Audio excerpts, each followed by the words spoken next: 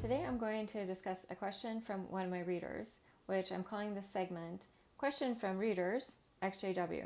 It's actually for my viewers, but we're going to call it Question from Readers, you know. So the viewer, she wrote in and she said, I feel like my family can never be happy for me. How did you manage to push through and stop doubting yourself while your loved ones acted as if they were against you? That is such a great question. And I'm sure there's many exjws have gone through or are feeling the same way. I know I did. When I was fading out of the religion, I got the guilt trip big time from my JW friends, my Jehovah's Witness friends, my family, the parents, grandparents, elders. I mean, really, the whole congregation of your friends are all wanting you back, and that's a lot of times how they try to get you back in by giving you that. There's that guilt trip. There's a bit of it was heavy, and I understand how it feels when they put their emotions on you. So, for instance, you're breaking my heart is basically a sadness you see every time you're around them, or you hear it in their voice on a phone call, or you see it in their texts or their emails. There's this sad energy, the sad negative type of energy, I guess, that is around it. It's guilt ridden, and it's confusing. It's confusing because we're feeling happy. You're happy. You're happy because your life is moving on. You faded out. You're just like, you woke up, and now, yeah, you feel like you're happy, right? But there's a lot of things that you're, it's so confusing. There's a lot of processing and deprogramming that you're going through, but at the same time, all of a sudden, it just feels like the scales have fallen away from your eyes. But anyways, when you're around these people, I get it. You get doom, gloom, a lot of tears, crying because they have been programmed. I know because I felt the same way when people left the truth, as they call it, when they left the truth and they faded away, they left, and you feel like, oh my goodness, like Armageddon's coming tomorrow. How can they do this? How can they leave at this point in the time when we know that Armageddon is so close? They're going to die. Jehovah we can't save them, or Jehovah won't save them because they're making a choice to go with Satan's world. So that's why it is so heavy. It's so heavy for them, and that heaviness carries over to you in the sense that in our conversations with them, if they're still speaking with you at all, really. But how I dealt with it, I stopped validating those negative emotions that were coming at me from whoever they were coming from. And I just stopped. And the way that you stop validating, is how I say it, is you stop validating it by you just don't give it any energy.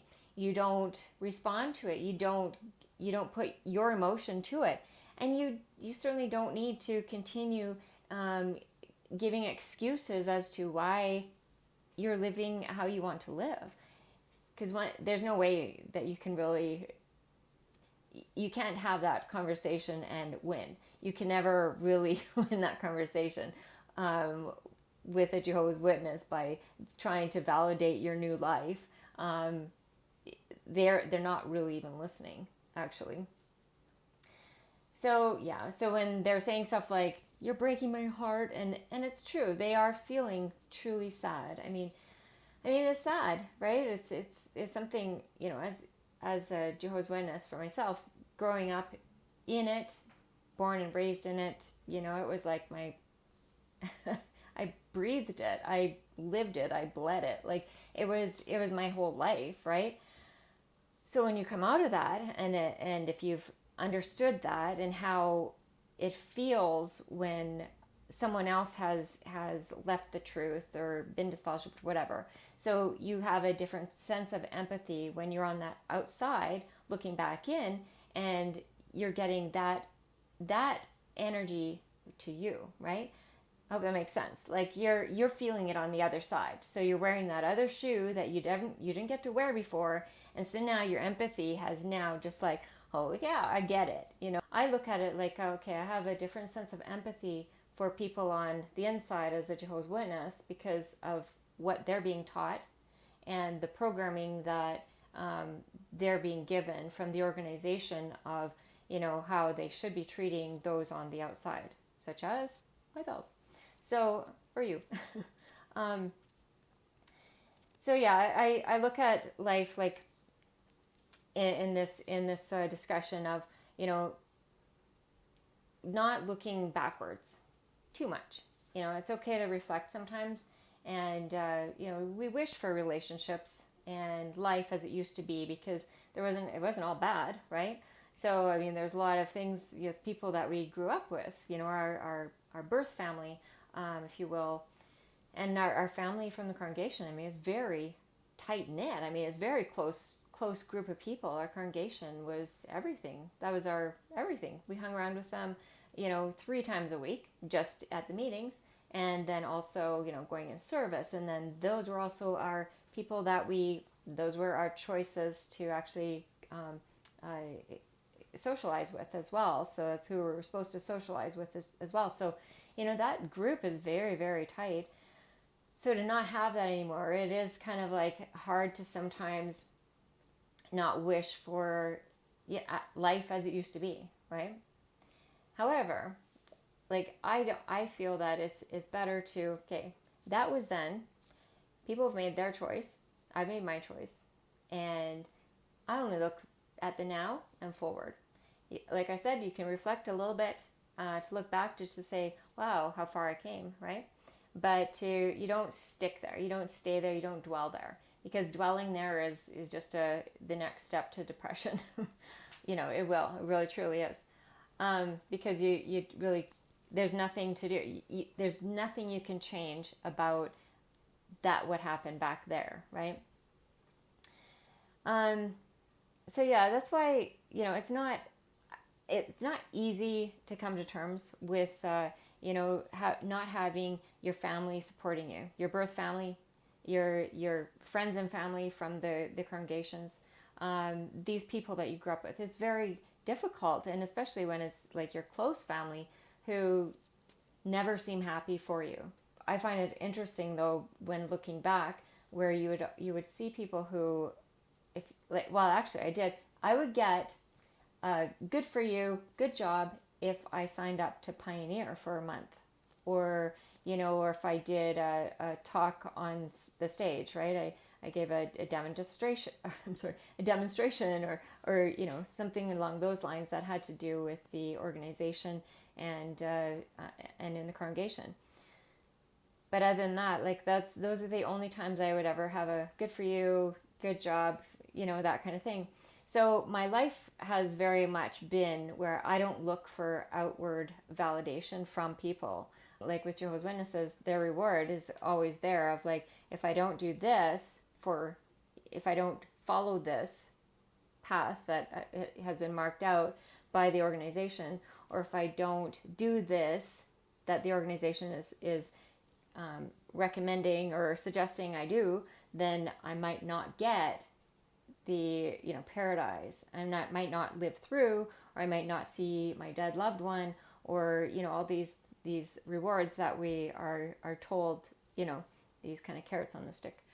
When it comes to like our previous friends, I call them my former friends, that were Jehovah's Witnesses, my Jehovah's Witness family, they're actually, they're incapable of feeling true happiness and true excitement for your life, for my life, because they're completely programmed to only look at this life right now, as temporary, and with the belief that the only true life, the only true happiness will come from the new system of things that God will bring about, yada, yada, yada, right?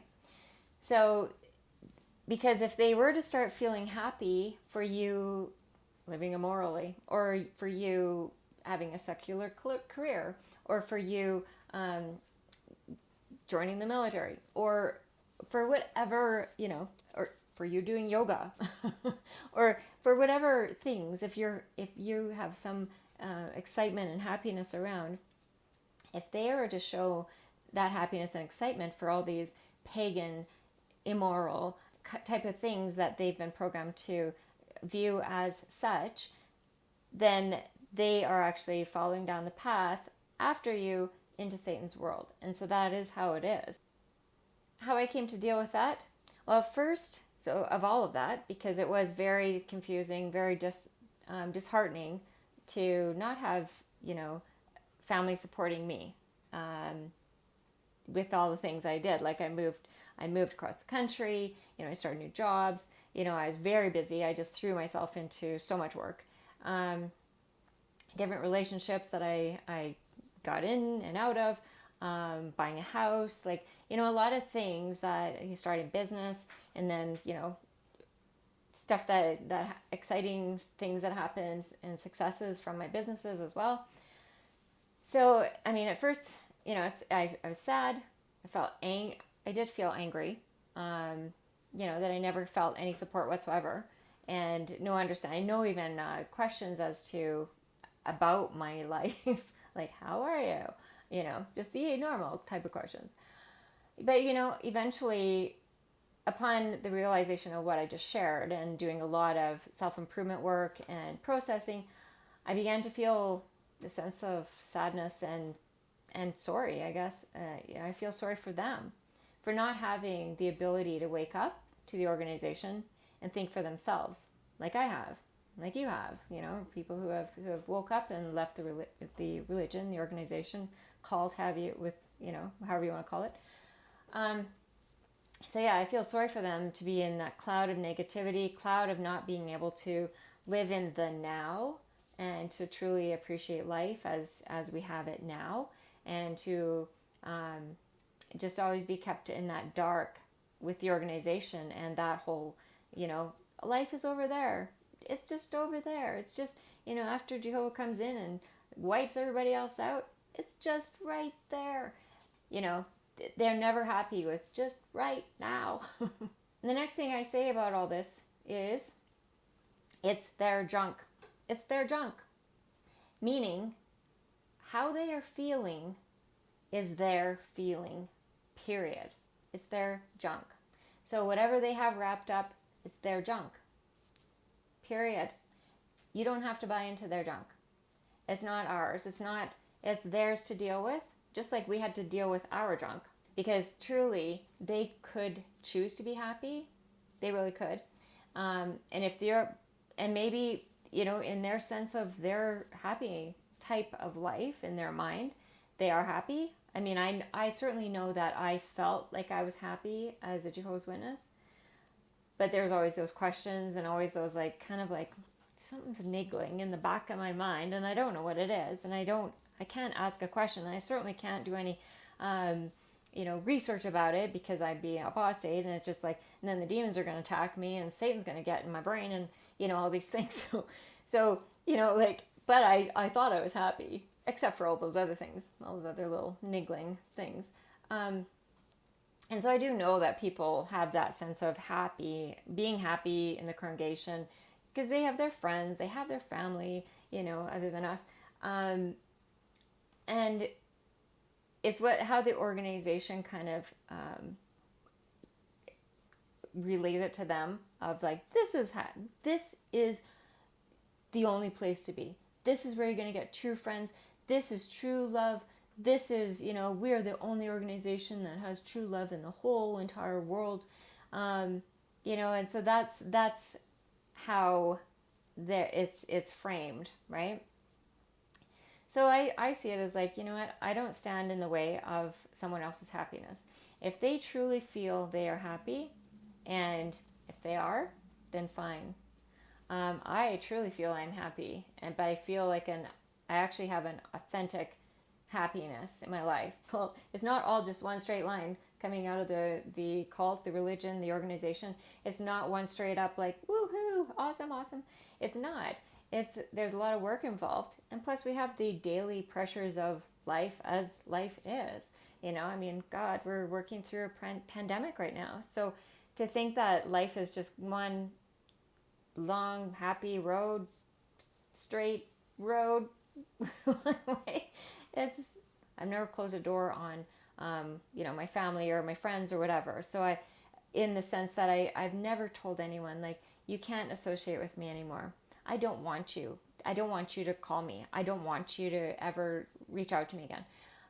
Except for my ex-husband. That's it. But other than him, there's nobody that I've ever said, that I'm not there for them. Do you know what I mean? Like, whereas like in the religion, if I've had that happen a lot of times where I can no longer associate with you, or yeah, I hope you come back because that's the only way I can speak to you, and those type of conversations, right? So what I'm saying, I don't reciprocate in the way that I'm being treated, right? So even though I don't feel that I'm being supported, or I'm happy, or they're giving me some support for my joy, my happiness, my happy life, I don't reciprocate that lack of, right? I think it's important that I don't shut people off, because I know how that is. And I always think too that there are going to be people that are waking up and they were from my former life, and I think it's important that I am still here for them, right? Or I'm here for them if they want to chat, if they want to understand how to navigate outside of the organization, because it's not always easy. I don't want to be a conditional love person. I used to always just respond with thank you, and I love you. There was a point where I tried to explain myself out and back and tell them how I'm feeling and all these type of things, but I recognized pretty quickly that that's just useless. It's just this whole, it's useless. So I don't do that. I stopped doing that a long time ago, because I don't need to explain my life to anyone unless I choose to. So yeah, I always think that to respond in love is the best choice, rather than making a case to them about my decisions in my life and why you don't support me and because they're not gonna change, right? Like, something's gonna have to happen for them to actually wake up. I mean, most of us who have woken up, there was something that happened, whether we saw a news bit about child abuse in the organization, or it was like your own divorce, or it was like your own things that have happened that were terrible to you, that just woke you up or shook you out. Could have been a death as well. But anyways, there's those type of things that woke you up. So a lot of times that's kind of what has to, would typically probably will happen to people for them to wake up. So for us to think that they're just going to wake up because we tell them about our decisions in life and how, why it's so important to get away from the organization and all this, that's not going to work, right? So yeah, you don't need to validate your choices to anyone. You don't need to explain yourself. Just remember that. As long as you're feeling good and you're truly feeling good, you know you're on the right path because it feels right. There's not this, you're not upset in your stomach. You don't have headaches. If you're on the right path, whether that's career, whether that's just, you're leaving that organization, or whether you're starting a new business, or whatever those choices are in your life, just tune in to how you feel about it, right? One other thing is, don't assume that they'll ever change. Don't assume that they're going to start being happy for you, or don't assume that they're going to start giving you love that you don't feel, like you don't currently feel because they've cut you off, or, don't assume anything is going to change from their side. The only thing that you can change is you. So whatever their junk is, don't let that stop you from being happy in your life and being authentic to how you want to live it. Okay, so that about does it for this segment of questions from readers, XJW style. Thanks for subscribing, and if you haven't, subscribe. And make sure to click on the bell so you get notifications for the new videos that I'm going to be putting out here. So, you know what? Stay safe, everyone, and we'll see you soon. Bye.